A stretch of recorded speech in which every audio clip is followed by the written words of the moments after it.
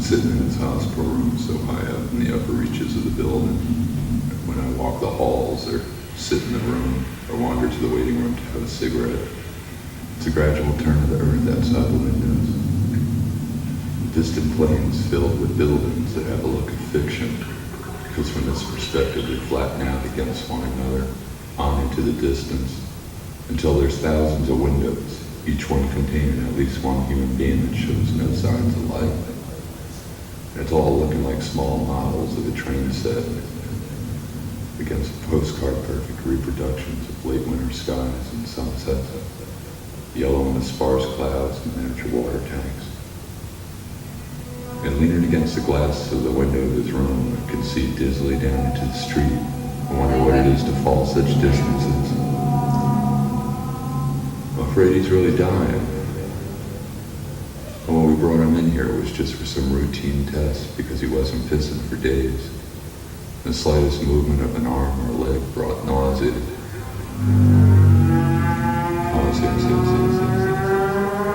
He was expected to stay for only 2 or 3 days, but it's been a week now, and he barely opens his eyes for more than a few seconds. And I came into the room this morning, the door swinging open to pale light, and that steady figure outlining the sheets. And his breath was coming in rapid-fire bursts like a machine gun. I turn from the silence in the window and look at him when an iris appears beneath one half-lifted eyelid, and its strength bores right through me. And I turn away almost embarrassed, having as much life in me as he hasn't. And the iris was the size of the room. It dwarfed the winter light filling the streets outside the window. It radiated across the heavy clouds with 50,000 windows reflecting the blue sky through it.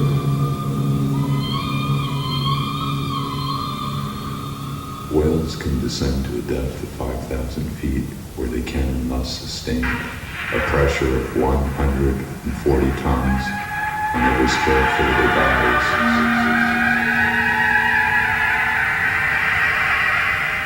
He seemed to wait for a moment, drifted soundlessly for a while, and then asked me in sounds that took 5 minutes to translate to help him into the nearby bathroom so that he could shit or something. And I manipulated the machinery and the structure of the bed so that his upper body rose towards me and his legs sank away.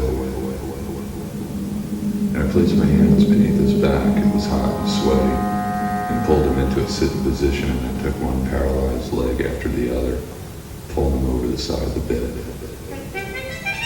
And I realized he's going nowhere. He was limp and his eyes were closed and his mouth against my arm breathing wet sounds.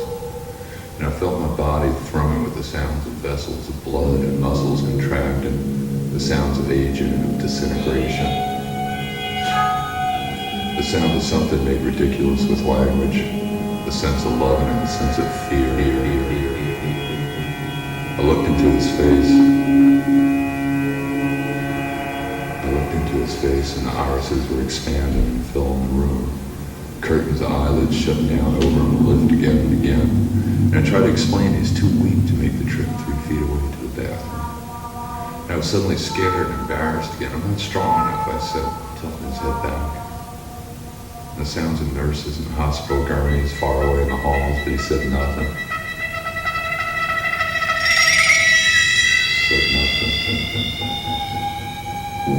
His dark eyes just staring and flickering back and forth from side to side in a stroke of motion. Was he sleeping? Was he dreaming? What thoughts lay behind those eyes? What pictures for it? Looking out the windows, I can place myself somewhere out in that sky. Lie down in that texture and dream of years and years of sleep. And I talk inside my head of change and of peace for this body beside me, of life for this body beside me, of belief in the unalterable positions and the shifting state of things, of disbelief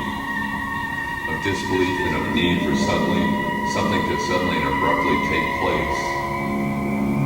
This need for something to shift, like that last image of some Antonioni film where the young woman looks at the house her father built. Because of her gaze, it explodes not once but twice in slow motion, Huge fireballs of rupturing gas lines and couches and tables and chairs splintering into waves of shards of light and glass drifting in glittering helixes. And even the entire contents of the family refrigerator, lovingly spilling out towards the eye in rage. Rage.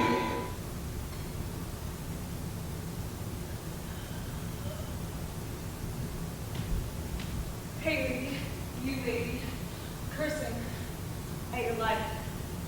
You're a discontented mother and a regimented wife. But I took the sweet life I never knew. Or bitter or the sweet. I've spent my life exploring the film.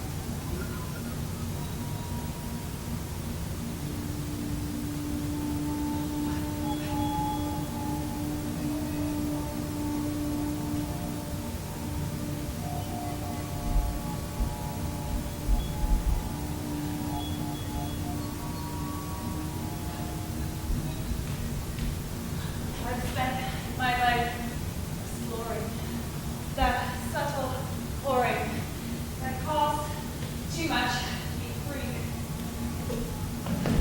Haley.